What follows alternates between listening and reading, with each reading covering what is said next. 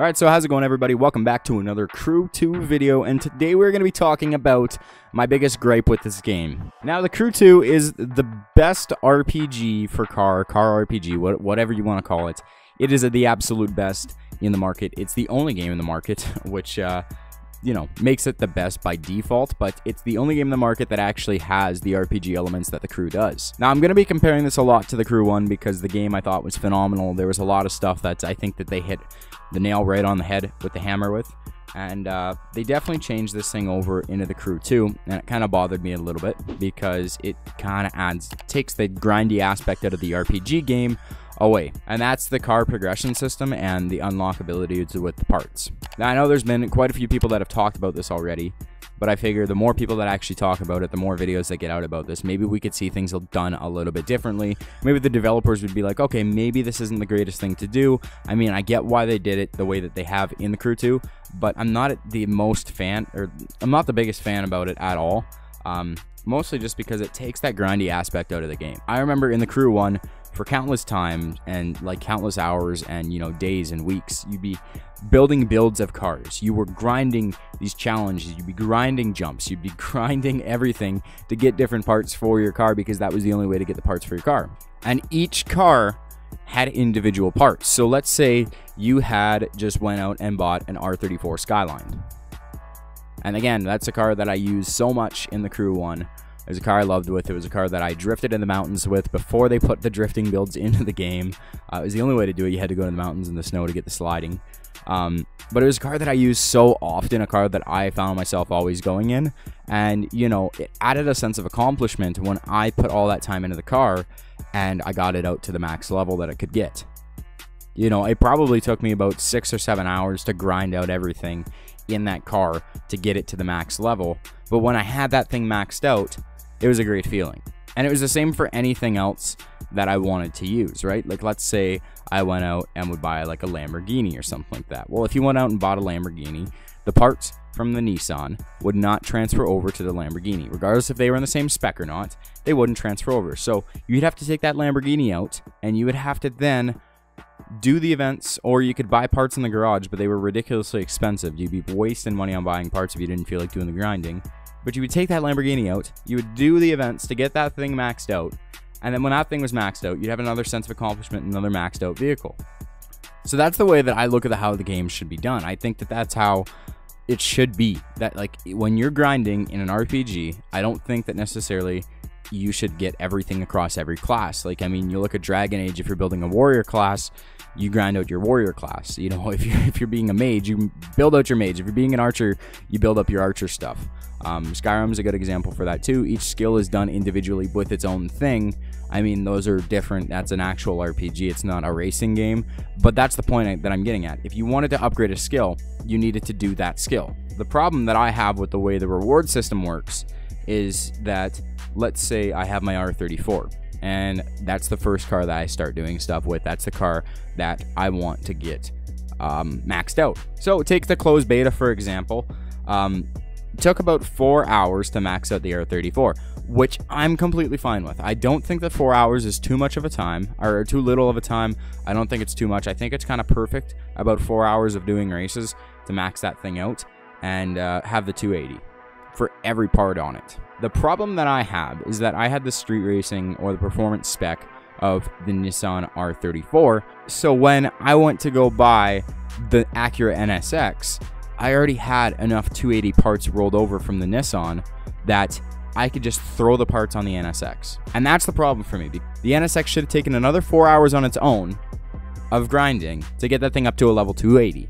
Instead, I can just take my R34, do 10 or 15 races, and when it's maxed out at 280, because keep in mind, once your car is maxed to 280, when you're doing events, all the parts that you get are around 280 anyways. So I can always take my R34 back to the same races and do it with my R34 about 10 times and get the parts that I'm going to need to upgrade that new car that I just bought to 280. So it completely takes the grind aspect out of every car in the game. You don't have to grind anymore. You know, you go buy like a 70s Charger, you do the race in your R34 5 or 10 times, you get the parts, you switch over to your Charger, everything is maxed out. There's no grinding aspect to anything anymore in the game. You literally have to do it once, and then after you're done that, you're done that. And so if people are smart, which I mean, it's probably what I'll end up doing when the game comes out, I plan on having 2 different save files, one for doing a complete let's play of the game, and one for playing on my own and doing challenges and getting cars and doing builds and finding stuff on the map. I plan on having 2 different save files on 2 different accounts, so that way I can do that.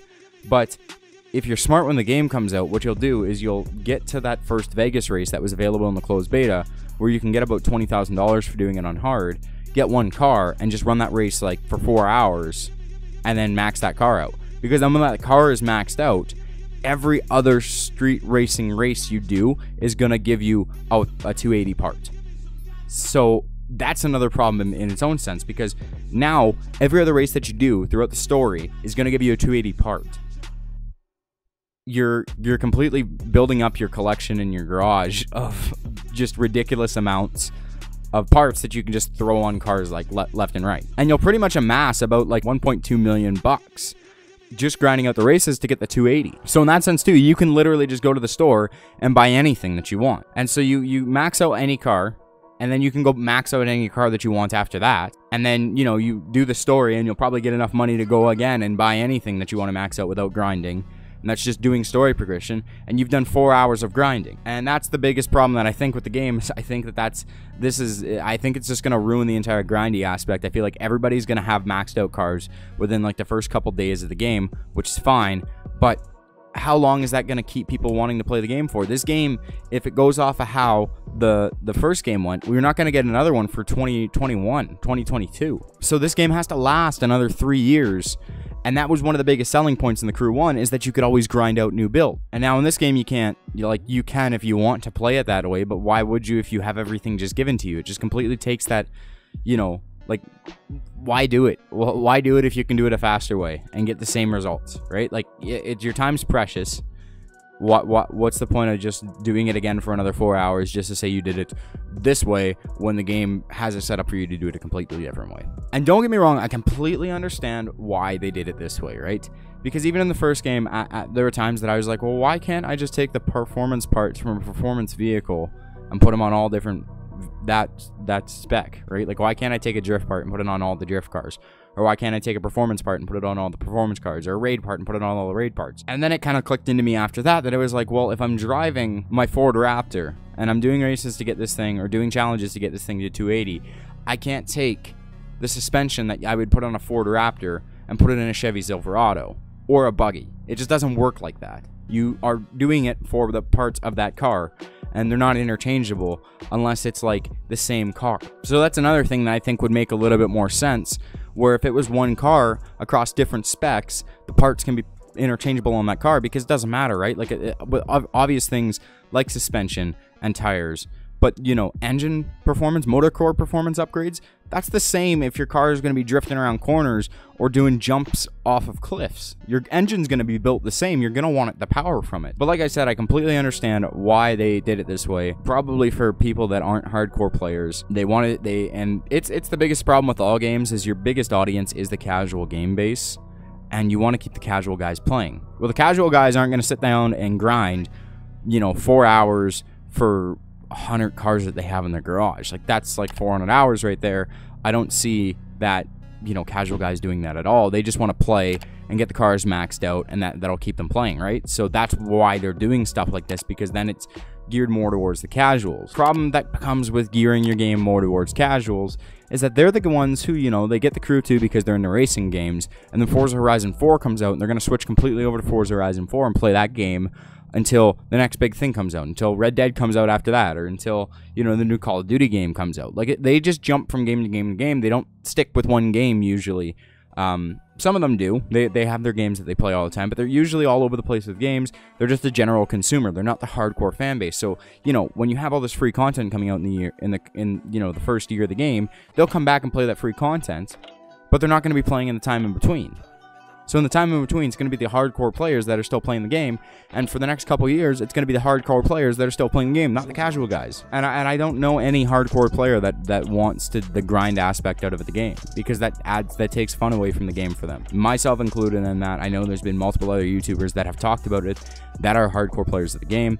And I think this is my biggest gripe with the Crew 2 and the way the progression system is in the game. So let me know your thoughts down in the comments, if you agree with me, if you disagree with me, and tell me why, because I'd like to have a discussion about this. I think that's how things get solved. I think if, you know, the community and the creators, you know, we have the platform to bring the videos out, to get it out to a lot of people to speak about, and then the community has discussion within themselves, civil discussion, and then, you know, the developers see the video, they can go through the comments, and they can see what the community's thinking, right? Like, obviously, I have my opinion, and you're entitled to have your opinion, and, you know, neither of us are wrong in this, neither of us have a right opinion on this, but, you know, nothing gets solved, nothing gets discussed, nothing gets brought up, there's no changes if there's no discussion. And I think that's the greatest thing about the creators when it comes to the Crew 2, and I think that's one of the greatest things about YouTube in general, is that you have people like me, I guess not necessarily me, but you have YouTubers that are in my that have bigger platforms than I do,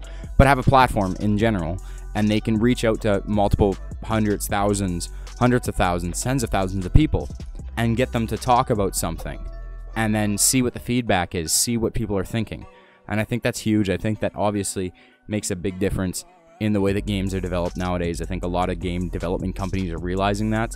So having guys like me, I guess, that have a platform that can get that thing out to discuss things, I think that's the most important thing. So that's what I really want to see on this video, is a good discussion about the topic. So yeah, let me know what you think down in the comment section. No right or wrong answers. Let's just have a talk about it. So thank you guys for watching the video once again. Definitely be sure to like it if you enjoyed the topic, or if you agreed with me, like the video. Definitely be sure to do that. If you haven't subscribed to the channel, definitely be sure to hit that subscribe button and hit the bell at the same time, because we all know post notifications are broken, and 95% of the time, if you sub to a channel, it's not going to come up in your set box properly. So hit that bell so you get notified, so you don't miss uploads here with the Crew 2 on this channel. So I want to thank all you guys once again for the support. It means a lot. I mean, we've been getting a hell of a lot of it lately. That's absolutely crazy. So the Crew stuff is here to stay. We're going to be doing it. I'll probably do another dedicated video on that, thanking you guys for the support that we've been getting lately. And we'll go from there. So thank you guys for watching once again, and I will talk to you next time.